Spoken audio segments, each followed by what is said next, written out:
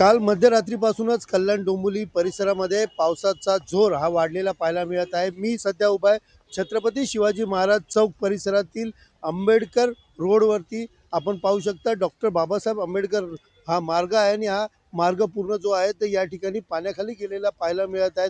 विशेषतः पाहायला गेलं तर आज हवामान खात्याकडनं ठाणे जिल्ह्याला रेड अलर्ट देण्यात आलेला आहे आणि त्यानुसार मुसळधार व अतिमुसळधार पाऊस पडण्याचा देखील या ठिकाणी इशारा हवामान खात्याने दिलेला आहे।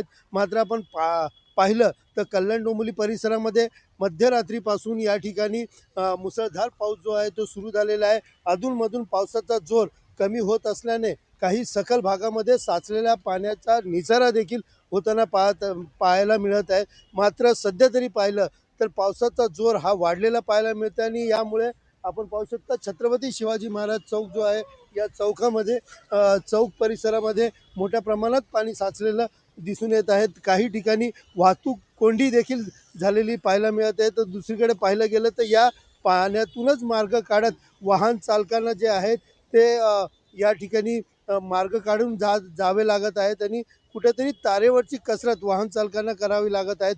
एकंदरीत आज अतिमुसळधार व मुसळधार पावसाचा इशारा दिल्यानंतर महापालिका देखील सज्ज झालेली आहे। शाळांना सुट्टी देत सगळ्या अधिकाऱ्यांना व कर्मचाऱ्यांना देखील या ठिकाणी कामावरती बोलवण्यात आलेलं आहे, म्हणजे त्यांच्या सुट्ट्या देखील रद्द केलेल्या आहेत।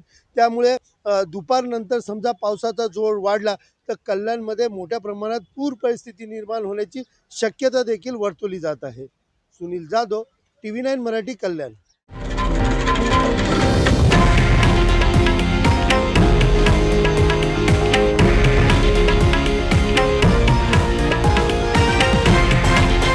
हे आहे देशातील नंबर 1 न्यूज नेटवर्क आणि आपण पाहत आहात TV9 मराठी, एकमेव।